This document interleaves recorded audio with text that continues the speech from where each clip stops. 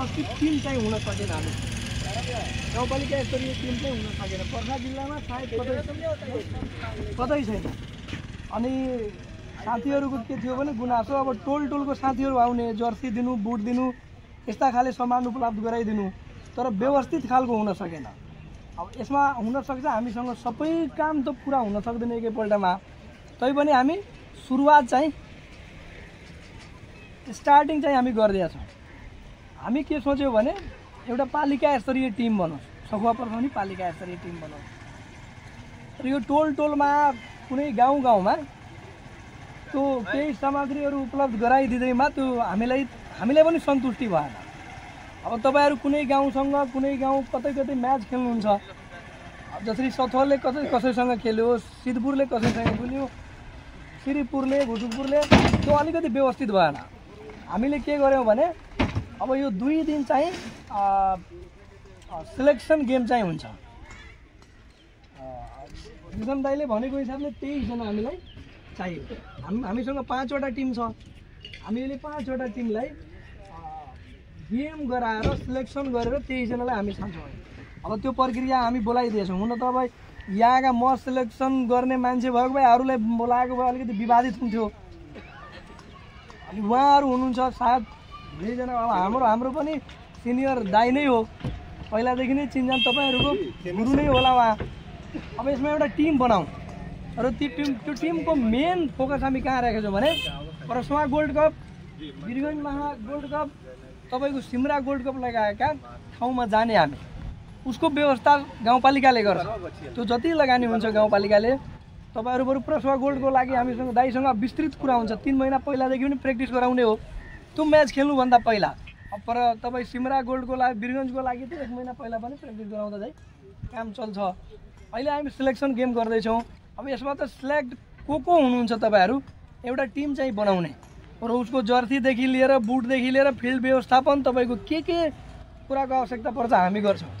र अघि एउटा कुरा यो कप राखिदिनु, केही राखिदिनु भनेर कुरा आयो, त्यो सिलेक्सन गेमको लागि होइन के, त्यो कम्पिटिसन हामीले गराएको होइन। फेरि सिलेक्सन गेम भनेको अब 5 वर्ष एउटा टिम मात्र रहँदैन। त्यसरी त्यो भित्र त अब साथीहरू आफ्नो खेल्दै गर्नुहुन्छ, हामी बिचबिचमा गराउँछौँ।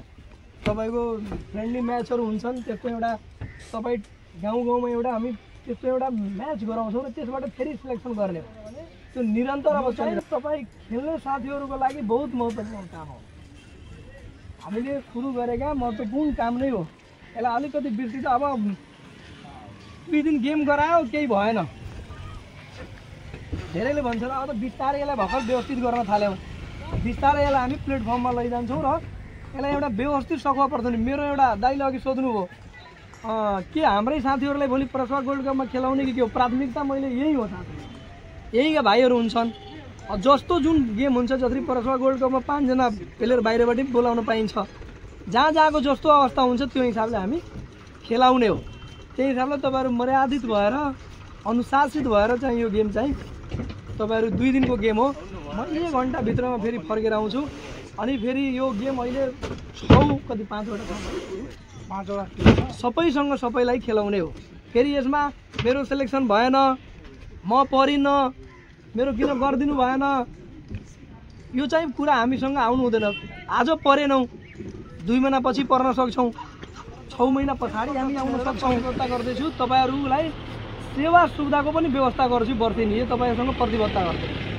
यति मेरो यहाँसम्म मेरो इच्छा शक्ति हो। तपाईँहरूलाई कसरी व्यवस्थित बनाइदिने हो।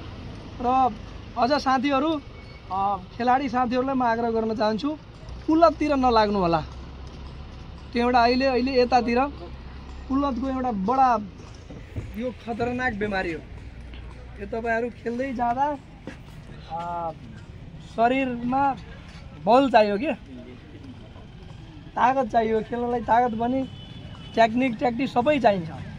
त्यो हिसाबले र केही दिन पछाडि तपाईँहरूसँग म आफू पनि खेल्छु। मलाई पनि एउटा प्लेयर बनाएर राख्नु, खेलेको छु म पनि।